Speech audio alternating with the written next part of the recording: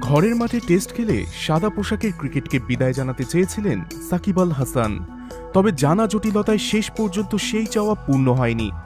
এরপর আর বাংলাদেশের জার্সিতে নিজের ভবিষ্যৎ নিয়েও কিছু জানাননি সাকিব। আবার কবে বাংলাদেশের হয়ে মাঠে নামবেন এই অলরাউন্ডার সেটাও অনিশ্চিত এখন। তিনি নিজেও কিছু জানেন না বলে জানিয়েছেন। বাংলাদেশ দল এই মুহূর্তে অবস্থান করছে ওয়েস্ট ইন্ডিজে।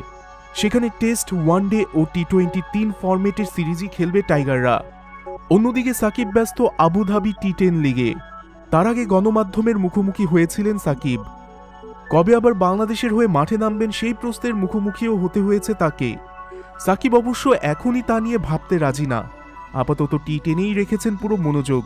জানিয়েছেন এই টুর্নামেন্টের পরে দেখা যাবে। টেস্ট ও টি-20 থেকে নিজেকে একরকম সরিয়ে ফেলেছেন সাকিব। তবে ওয়ানডে ফরম্যাটটা খেলে যাবার কথা সাকিবের। 2025 চ্যাম্পিয়ন্স ট্রফি খেলার ইচ্ছার কথাও জানিয়েছিলেন।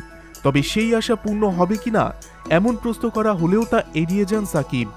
এর আগে আফগানিস্তানের বিপক্ষে ওয়ানডে সিরিজও খেলেননি সাকিব। ওয়েস্ট ইন্ডিজের বিপক্ষে সাকিব মাঠে নামবেন কিনা তাও নিশ্চিত নয়। ফলে আবার কবে সাকিবকে বাংলাদেশের জার্সিতে দেখা যাবে সেই ধোঁয়াশা কাটছেই না।